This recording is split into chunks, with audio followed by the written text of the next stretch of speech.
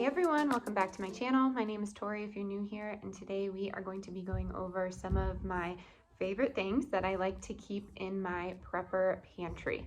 Now, my list is going to differ from yours because we have different family needs, but my prepper journey started about a year ago, and I started documenting it about 6 months ago. So I'm relatively new to this, but I've seen what works for us and what does not.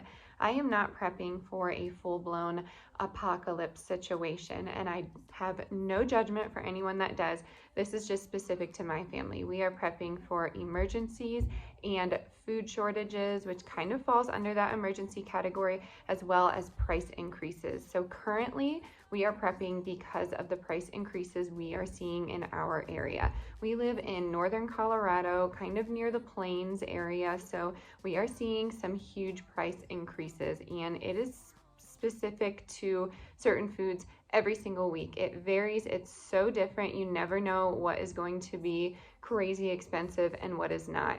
Now, I don't know why there are price increases. It could be the store, it could be the vendor, it could be something that's not in season, but I have made it my life goal these last 6 months to really start paying attention to our budget and where our money is going. So I'm going to go over what I have in my pantry and what I like to keep on hand. Mine is a functioning prepper pantry, so we pull from it every now and again. There are things that could last us years, there are things that could last us months, but I have found what we can keep on hand if we needed it in an emergency situation, and I have found it all on a budget. So I'm here today to share it with you. I do always like to say in these videos, if you are experiencing any food insecurities in your home, please reach out, dial your local 211. They can help you get services to your home to get food for your family. You could go to your local food banks, churches. You can even find some online delivery services if you are unable to get out to those places, but there is help out there.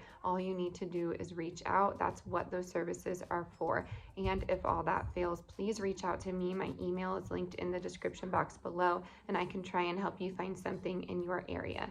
So I'm going to go over my list here. I will say now, here's my disclaimer. My family does eat the standard American diet, and I am vegan, so I do have some vegan shelf-stable swaps in here in the event of an emergency. I try and eat plant-based, which means not a lot of processed foods, and I try and implement that for my family, but I do have 2 young toddlers, and sometimes it is just quicker to have easy meals on the go, and I understand that.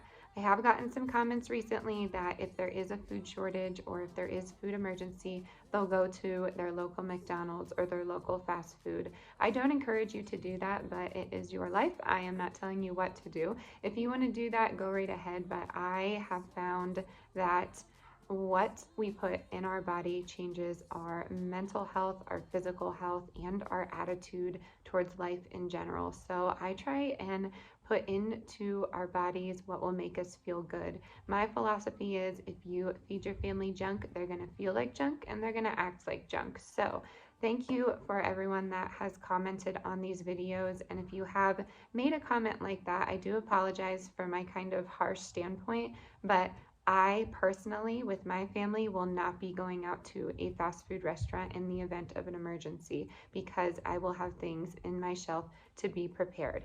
Now, I also understand that if we lose power, we need to think of alternate ways to cook this food, and that can be a separate video if you want to know how we do that, but we have means to feed our family in the event of a power outage, and we actually don't have a generator, so I can make a separate video on that if you want. And I haven't included in this little haul here, or tips and tricks, if you want to call this video that, water. Water is key. Stock up on water if you have it, or stock up on a way to filter water. There are many systems out there, so I have not included that, but I have included some other things. Of course, you'll want to stock up on medicines, vitamins, certain things that your family needs, but that also can be a separate video. This is more about the food. So without further ado, let's get right into this video. If you have not already, please hit that subscribe button. We make videos every single day. I have 2 toddlers running upstairs. I apologize. We make videos every single day, and they vary on our daily life. and our busy life. So if you have not, please hit that subscribe button, and we would love to have you part of our YouTube family. Please introduce yourself in the comments. I always like getting to know you. I always like some tips and tricks. So if you find anything in this video that I am forgetting, please drop that in the comments below. I always love hearing what you have to say. So without further ado, let's get right into this video.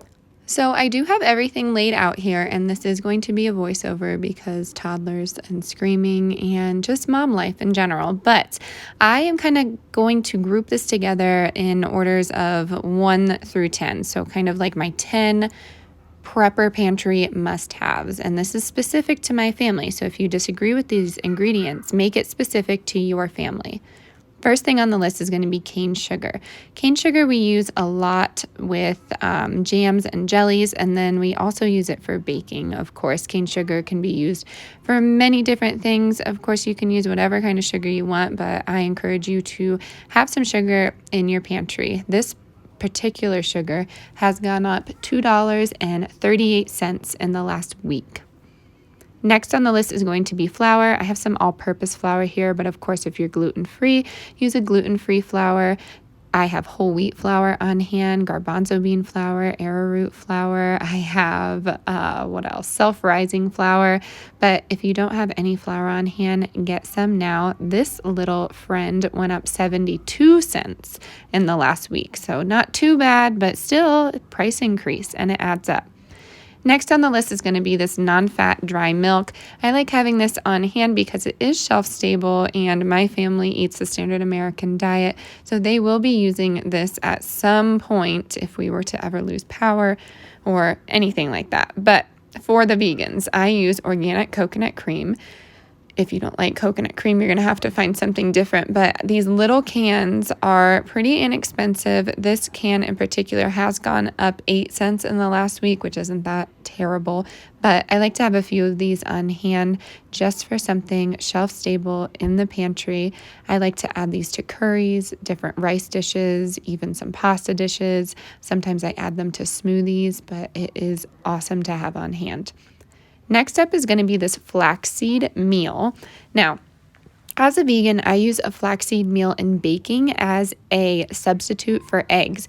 I also use applesauce as a substitute for eggs, and that is in my prepper pantry, but I don't think it's a must-have when it comes to like this top 10 list. The flaxseed meal that I like to use is from Bob's Red Mill. I think you get the best value for your buck. This has gone down 34 cents in the last week. Not sure why, but there's some money saving right there for you. If you don't like flaxseed meal, I recommend finding an egg replacer or some sort of shelf-stable egg or something like that. Next on the list is going to be white rice. Of course, a lot of people have this in their pantry. We find the 2-pound bags to be the best value. White rice keeps better than brown rice. Brown rice has some sort of oil in it, but this could last you 20 years. Not in this bag, of course, but in a Mylar bag or one of those pressure-sealed buckets or something like that. We love rice. We eat rice a ton, and it's really, really helpful when I am on the starch solution, which is a diet that us vegans go on sometimes. Next up is going to be yeast. I make a ton of bread and dough, and yeast is just nice to have on hand. I just have this packet here, but downstairs I do have a 10-pound bucket of yeast. And then we're going to move into canned items. Here is some sauerkraut. I recommend having something like this, like sauerkraut or kimchi, to have a healthy probiotic in your pantry. Now, I am not a doctor or a nutritionist, but I find that having something like this every single day has really helped my digestive system, but it obviously is up to you. Next on the list is going to be unsweetened coconut milk in a can, or you could get something in one of the jugs or something like that. But I use this for coffee creamer. I use it for baking. I make vegan cheesecakes out of this. I make curries out of this. I use it as a milk substitute, but this larger can is a little bit pricier. It has gone up $3 in the last week. $3, which is insanity to me.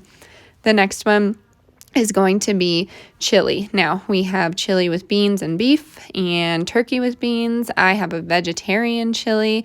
These are great because they pack a lot of protein, but you have to look at this sodium. It is insane. You really need to look at your sodium intake when you are getting these canned items. So I recommend having something with electrolytes, a lot of water in your pantry like we've discussed in the past, but it really does have a lot of protein and pack some calories. So we like to have these on hand, and they are easy to grab and go if we ever had an emergency situation where we'd have to leave the house. These I always put in our 72-hour emergency kits. Next is going to be canned protein. So we have some salmon here and some chicken. They make beef, but my husband doesn't like it. And I'm throwing in a vegan substitute. There's actually no protein in this at all, but it does mimic shredded chicken if you wanted to have something on hand. I don't think this needs to be in the top 10. I was just showing you kind of what I use in place of any of these meats here. Now, next up is going to be beans. I do dried beans and canned beans. It really depends what's on sale. Dried beans are going to have a better value, but if you're a busy mom like me, I get that you don't really have time to cook this 10 hours in a crock pot. You can soak your beans overnight, but that's still not going to give it enough like oomph to cook itself pretty quickly. So I like to have both on hand. It really depends what I'm cooking. My prepper pantry, like I've stated before, is a working functional prepper pantry. So we pull from it every single week and then replace what we use. And then next up is going to be these veggies, canned veggies. If you wanted frozen veggies, you'd need to store them in a freezer. If you lost power, then what are you going to do? So I have both. I use the freezer vegetables a lot, but I have every single variety of canned vegetables and fruit you can think of. I didn't throw fruit in this one, but it could make number 11 on the list, we shall say. And like I was saying, we really need to take water into consideration. A lot of people recommend powdered Gatorade to be put in the prepper pantry. I don't like Gatorade. I don't want my family to drink Gatorade. So we need another form of electrolytes, and coconut water is our best friend. We love it. We put it in just about everything. You can put it in regular water if you wanted, into smoothies. You could cook with it, but there are many things that you can do, and it's a great replacement for Gatorade. Next on the list is going to be some sort of healthy fat. This isn't the best healthy fat, but peanut butter is pretty cheap. I recommend finding some almond butter, or we love the brand Justin's. They make nut butters, and they make really wonderful flavors with not a lot of sodium or sugar in it. It's just straight up almonds or straight up peanuts, but some sort of healthy fat is very important to have in your prepper pantry. And then last but not least are going to be pastas and quinoa. I love quinoa. You could even throw couscous into this category, but these are great to have in bulk. They are wonderful for you. I tend to lean towards some of the whole wheat pastas and gluten-free pastas that are organic. You can find them pretty cheap at Target. It really is up to you. My friend Tamara has said to me in the past that you need to stock your pantry with what you're actually going to eat. And I think you need to keep that in mind when you are purchasing these products. Like I said, drop in the comments anything that you might keep in your pantry that I didn't have on my list. I'm going to get this all set up and put away. I really hope you enjoyed this content and what I like to keep on hand for my family in an emergency situation.